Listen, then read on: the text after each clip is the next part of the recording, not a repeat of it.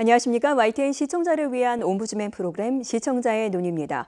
먼저 뉴스 진단 시간입니다. 이번 주에는 기무사 계엄령 검토 문건 공개 관련 보도를 모니터했습니다.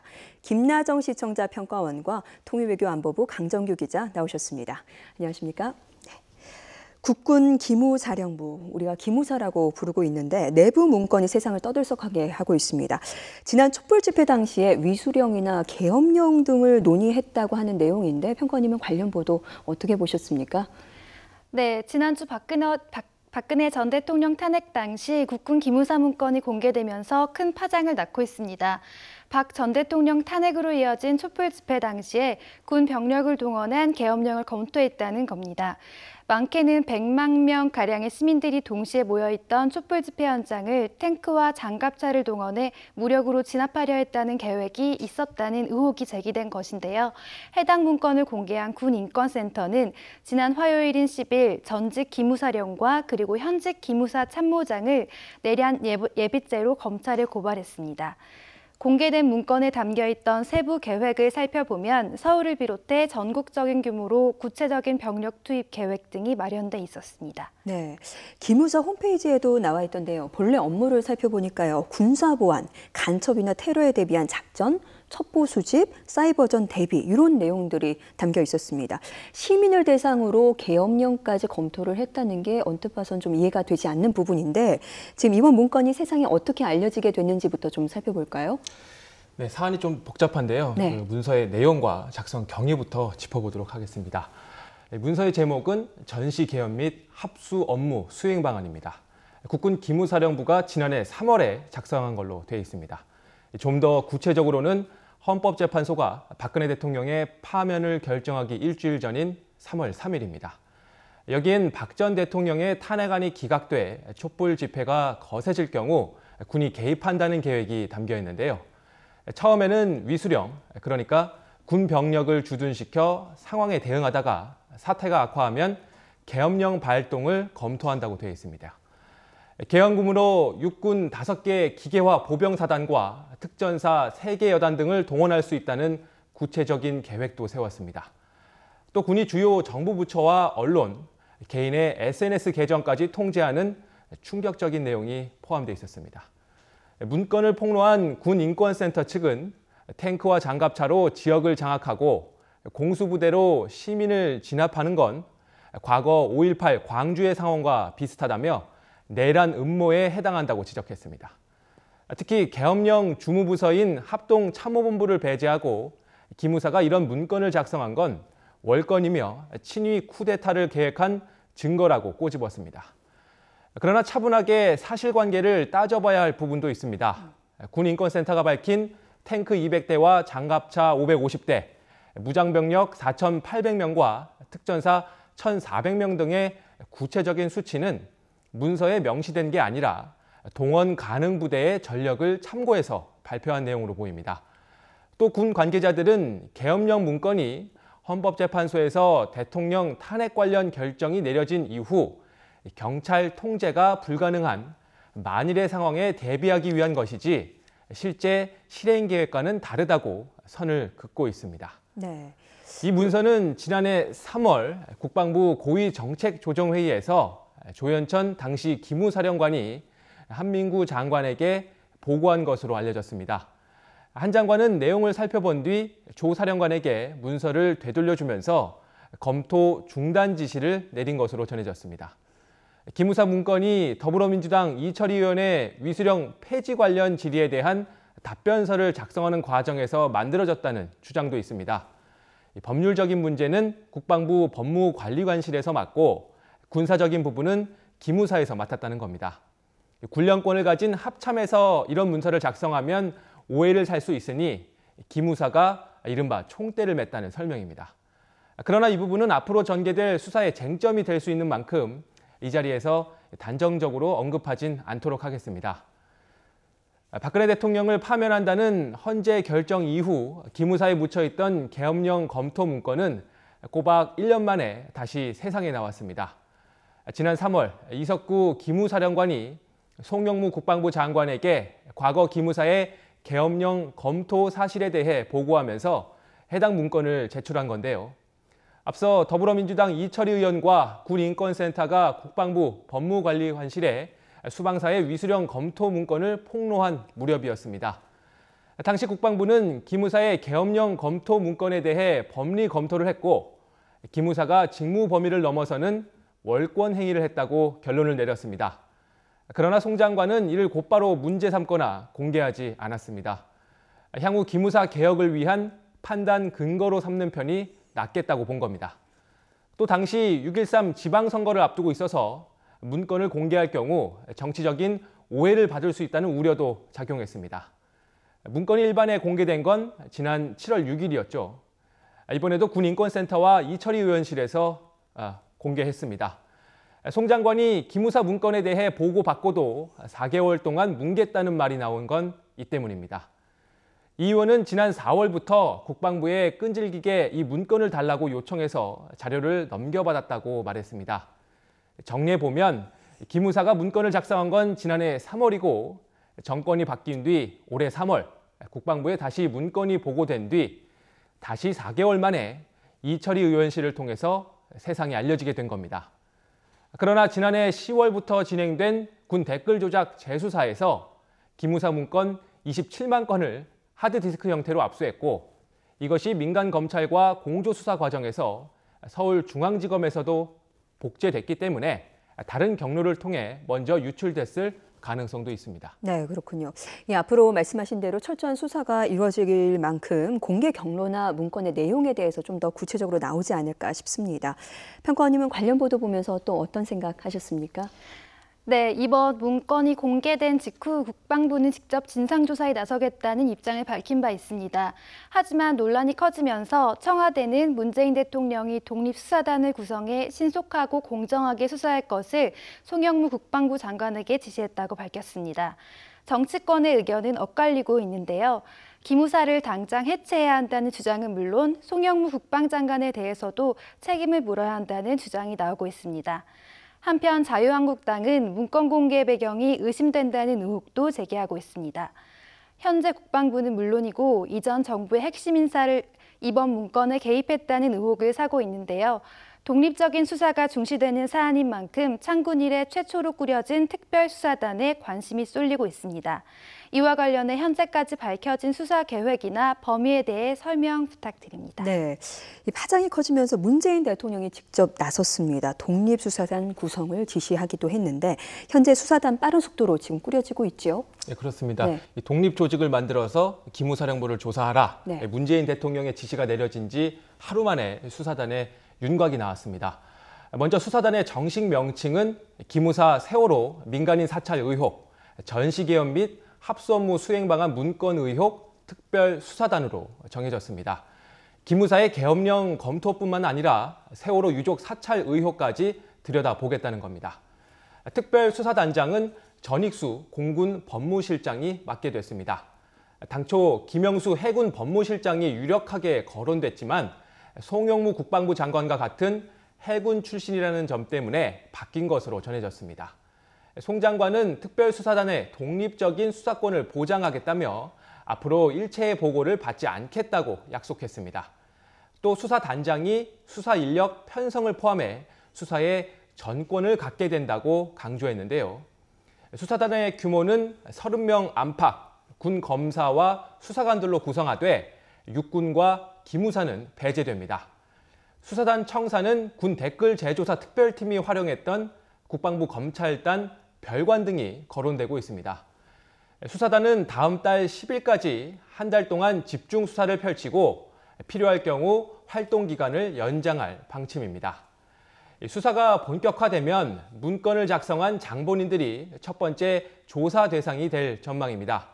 문서 작성이 이루어진 지난해 3월 당시 기무사령관이었던 조현천 예비역 중장이 1순위로 꼽힙니다. 다만 조 씨는 지금 미국에 나가 있습니다. 자진 귀국하지 않을 경우 강제 소환을 해야 합니다.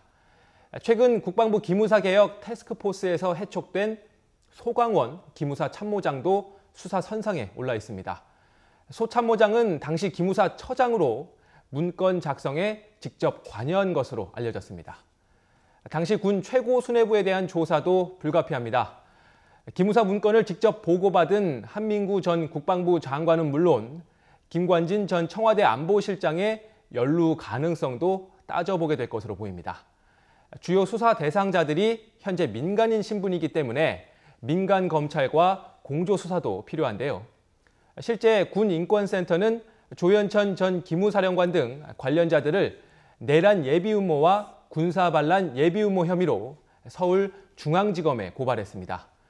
검찰도 이 사건을 공안 2부에 배당하고 새로 꾸려진 독립수사단과의 공조 수사를 준비하고 있는데요. 국내 특별수사단이 먼저 현직인 당시 실무자들을 조사하면 이후 거물급 예비역 장성들에 대한 소환 조사는 민간 검찰에서 맡는 형태가 될 것으로 보입니다. 다만 기무사의 계엄령 검토 문건 작성 등의 행위가 내란과 군사반란 예비음모죄에 해당하는지는 앞으로 따져볼 문제입니다. 형법상 내란죄는 쿠데타 등을 통해 국토의 일부를 함부로 차지하거나 헌법에 의해 설치된 국가기관을 폭력으로 전복하려는 범죄를 말합니다. 반란죄는 군 형법에 있는 죄목으로 정상적인 명령 지휘 체계에서 벗어나 무기를 들고 폭동을 일으키는 범죄입니다. 내란과 반란죄의 경우 사안의 중대성 때문에 범죄를 직접 실행하지 않더라도 사전 음모만으로 처벌할 수 있습니다. 지난 2013년 통합진보당 이석기 전 의원의 내란 음모 사건이 대표적인데요. 그러나 당시 2심 재판부는 원심을 깨고 내란 음모 혐의를 무죄로 판단하고 내란 선동과 국가보안법 위반 혐의만 유죄로 인정했습니다. 내란 음모죄가 성립할 만한 구체적인 실행 계획이나 합의가 없었다고 판단한 건데요.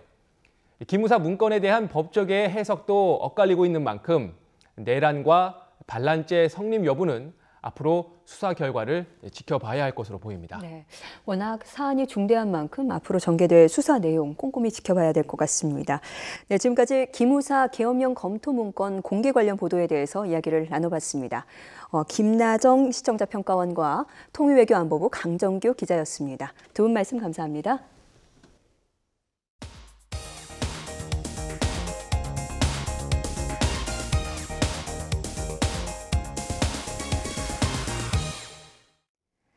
지상파 DMB 채널인 YTN DMB 프로그램을 평가하는 내가 본 마이TN 순서입니다. 이번 주에는 이지사이언스와 뉴스통에 대한 최현주 평가원의 의견을 들어보겠습니다. 시청자 여러분 안녕하세요. YTN DMB 시청자평가원 최현주입니다. 무더위가 찾아온 본격적인 여름입니다. 초중고 학생들도 곧 여름방학에 들어가게 되는데요. 방학을 맞은 아이들과 무엇을 하며 보내야 할지 고민하는 학부모들도 많습니다. 더운 여름 집에서 가족들과 함께 재밌고 유익한 과학 프로그램을 즐기는 것도 시원하게 여름을 나는 한 방법인 듯 합니다.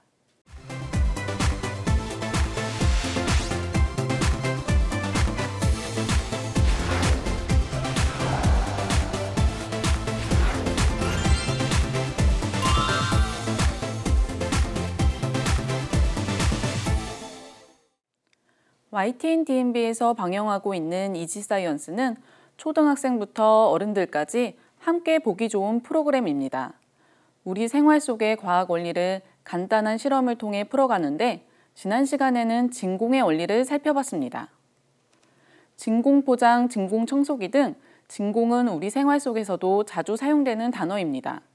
하지만 정확히 어떤 상태를 말하는 것인지 설명하기에는 다소 어렵게 느껴집니다. 이지사이언스에서는 진공이란 무엇인지부터 알려주며 시작되었습니다. 진공이란 일정한 공간 내에 공기를 포함한 어떤 물질도 존재하지 않는 상태를 뜻한다고 합니다. 하지만 완벽한 진공 상태를 만들기란 사실상 불가능에 가깝다고 합니다.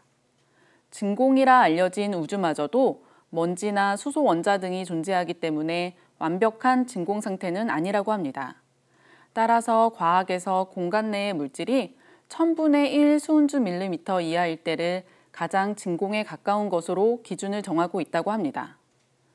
평소 크게 관심을 가지지 않았지만 자주 사용했던 진공에 대해서 정확히 개념을 짚을 수 있었습니다.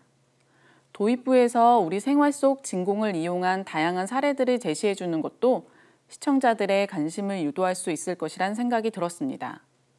이어서 중력과 진공의 차이점을 살펴봤습니다. 이전에 방송된 이지사이언스에서는 중력에 대해 다루기도 했습니다. 앞서 중력편을 시청한 시청자들은 더욱 흥미를 갖고 살펴볼 만한 실험이었습니다.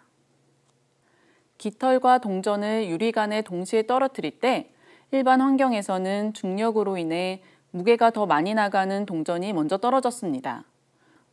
유리관이 무중력 상태일 때는 공기의 저항이 없기 때문에 깃털과 동전이 모두 유리관 안에 둥둥 떠 있게 됩니다.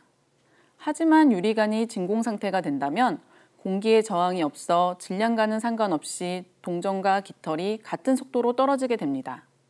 중력과 진공의 차이를 간단한 실험과 그림을 통해 설명해줘 시청자들의 이해를 도왔습니다. 이어서 진공 상태에서 물질의 부피, 열, 소리는 어떻게 변하는지 살펴봤습니다. 마시멜로가 있는 그릇 속이 진공 상태로 변한다면 마시멜로는 어떤 모습으로 변하는지 거리의 시민들을 직접 만나 이야기를 들어봤습니다. 여러 가지 가설들을 제시하는 시민들의 재기발랄한 아이디어들이 눈길을 끌었습니다. 이처럼 시민들이 직접 참여할 때 프로그램의 생기를 더할 뿐 아니라 재미까지 느낄 수 있었습니다.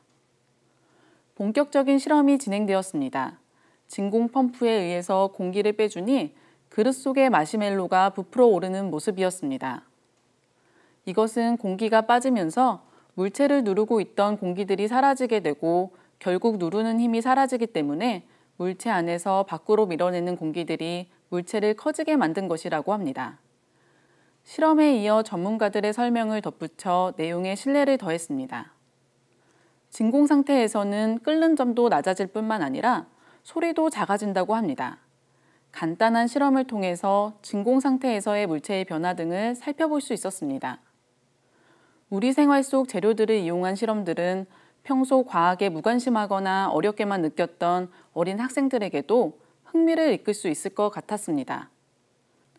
이어서 특정한 기계 없이도 손쉽게 가정에서 진공팩을 만드는 과정을 보여줬습니다.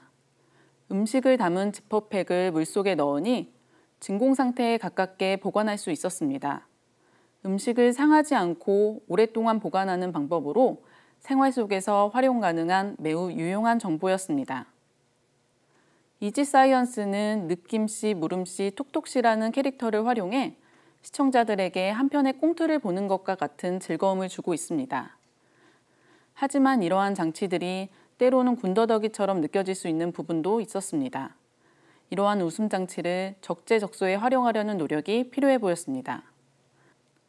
앞으로도 이지사이언스에서 더욱 기발하고 엉뚱한 실험을 통해 시청자들이 쉽게 과학을 접할 수 있기를 기대합니다.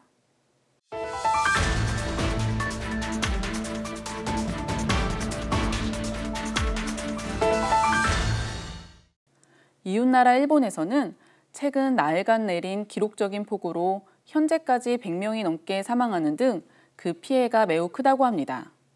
YTN에서는 일본 특파원을 통해 현지 상황을 전했습니다. 최근 일본에서는 며칠간 기록적인 폭우가 발생했습니다. 현재 비는 그친 상태이지만 현장에서는 구조 작업과 실종자 수색 작업이 이어지고 있다고 합니다. 항공 촬영을 통해 지켜본 일본의 한 마을은 참혹한 모습이었습니다. 집들이 형체를 알아볼 수 없을 정도로 부서져 있고 그마저도 물에 잠겨 잘 보이지 않았습니다. 이번 폭우로 인한 피해가 얼마나 심각한지 가늠할 수 있었습니다. 보도에서는 일본 공영방송 NHK 자체 집계 결과를 기초로 9일 기준으로 사망자는 모두 112명이라고 전했습니다.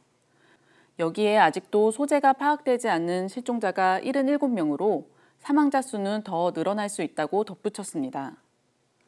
재난보도에서 피해 관련 통계나 명단은 구조기관의 공식 발표에 따라야 하는 만큼 일본 정부에서 발표한 자료를 근거로 활용하는 것도 필요해 보였습니다. 사망자를 지역별로 보면 히로시마현이 42명으로 가장 많았다고 합니다. 이때 일본의 지역별 강수량과 피해 상황을 그래픽을 활용해 정리해 주었다면 일본의 피해 상황을 보다 상세히 파악할 수 있었을 것입니다. 현재까지 20개의 지역 대피소에서 3만여 명 정도가 대피 생활을 하고 있다고 합니다. 이때 영상으로는 대피소에 생활하고 있는 이재민의 모습을 보여줬습니다. 피해자들의 모습을 공개하는 데 있어서 보도로 인해 피해자들이 다시 한번 상처를 입지 않도록 더욱 세심한 주의가 필요할 것입니다. 무엇보다 이러한 상황에서는 피해자의 빠른 복구와 안정이 최우선되어야 하기 때문입니다. 이번 피해는 폭우로 주택이 물에 잠기거나 산사태가 나면서 주로 발생했다고 합니다. 특히 오카야마현 한 지역에서만 무려 4,700여 채의 주택이 물에 잠겨 시 전체의 3분의 1이 침수된 상황입니다. 면적으로 치면 서울 여의도의 4배 가까이 되는 지역이 완전히 물바다가 된 것이라고 합니다.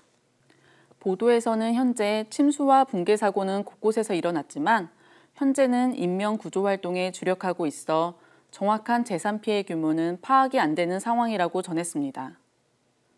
영상으로도 복구 작업과 구조 활동을 벌이고 있는 모습을 확인할 수 있었습니다. 하지만 이 자료 화면이 정확히 일본의 어느 지역에 어느 시점의 상황인지 파악할 수 없어 아쉬움이 남았습니다. 자막을 통해서라도 해당 지역을 표기해 줄 필요가 있어 보였습니다. 이번 보도는 일본의 피해 상황 등을 실시간으로 전해 해외에서 발생한 피해 상황 등을 더욱 상세히 파악할 수 있도록 도왔습니다. 재난보도는 피해 상황을 정확히 보도하는 것이 중요하지만 여기서 더 나아가 새로운 재난을 예방하고 피해를 최소화하는 데 도움이 되도록 해야 합니다. 일본의 피해가 하루빨리 복구되길 바라며 우리나라도 이번 여름 비에 피해 없도록 철저히 대비해야겠습니다.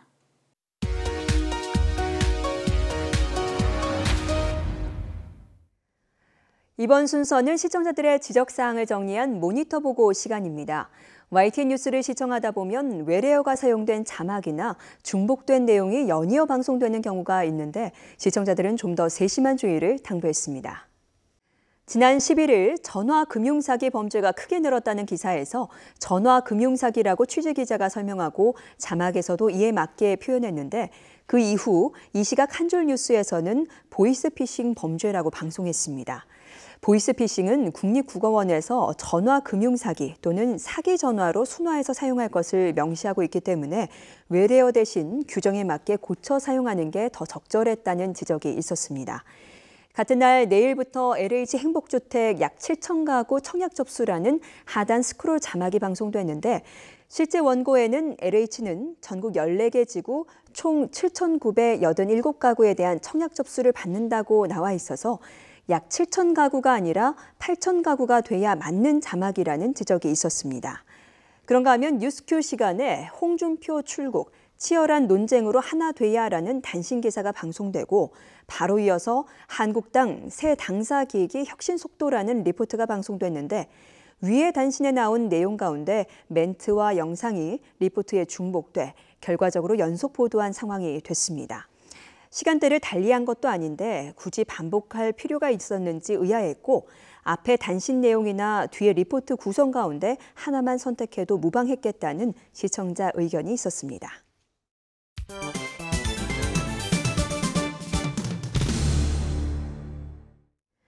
언론 전문가로부터 우리 언론의 문제점과 발전 방향 등을 들어보는 매체 비평 시간입니다. 오늘은 최인호 명지대 교수로부터 자살보도 윤리강령 준수라는 주제의 논평을 들어보겠습니다. 최근 자살 사망 뉴스가 많이 보도되었습니다.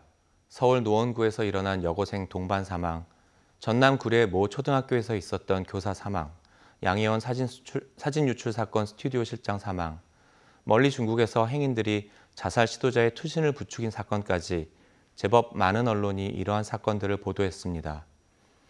과연 이 중에 반드시 보도해야 할 만한 가치가 있었던 사건은 얼마나 될까요?